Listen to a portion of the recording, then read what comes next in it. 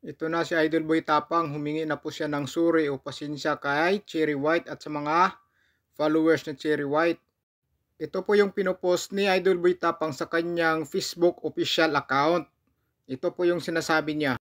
Ang sabi niya dito sa post niya, gusto ko lang humingi ng tawad sa lahat, lalong-lalo na sa mga tunay na sumusuporta sa akin at siyempre kay Cherry.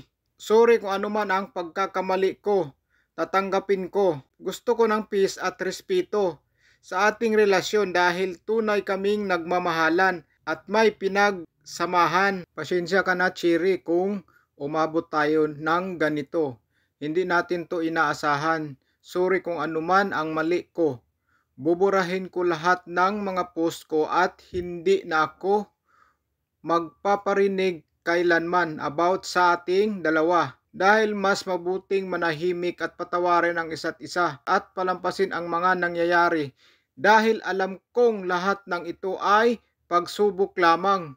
Maraming salamat sa lahat. Sana maintindihan nyo. Dito sa sinasabi ni Idol Boy Tapang, parang may pag-asang magkabalikan sila. Dahil dito sa sinabi niyang pagsubok lamang. 'Di ba? May sinabi sa dito, alam kong lahat ng ito ay pagsubok lamang. Yan ang sinasabi ni Idol Boy Tapang. Kaya may pag-asa magbalikan sila. Sana nga magbalikan sila dahil totoo namang nagmamahalan sila ni Idol Boy Tapang. At ito na lang, panoorin na lang natin yung masaya nilang pagsasama at yung malungkot nilang paghihiwalay sa huli nilang video.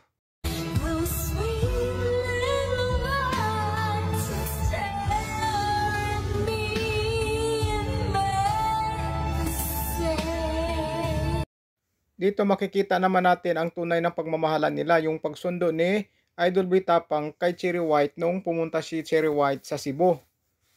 Yan o, napaka-sweet nila, di ba? Akalain mo maghiwalay sila na hindi natin nalaman kung ano ang dahilan.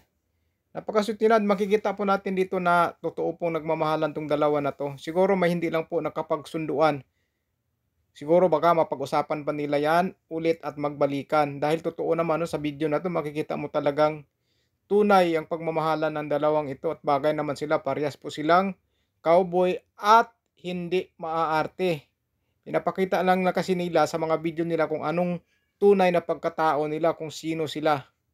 Kaya sana makapag-usap yung dalawa at mag-usap ng masinsinan kung ano ba talaga ang problema o hindi nila napagkasunduan na sitwasyon.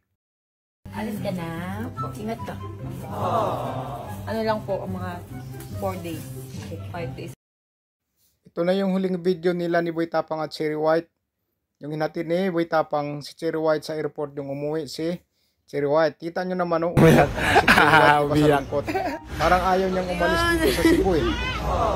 Umiyak siya, nasasaktan siya na malayo siya kay Boy Tapang.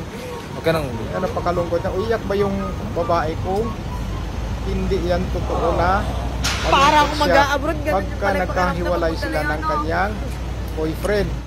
Par, huwag ka naman lungkot, par. Si Idol Boy Tapang ko, sobrang lungkot oh. Hindi ko naman. Nandiyan ko naman kung bakit. Sobrang lungkot wala na si Cherry White.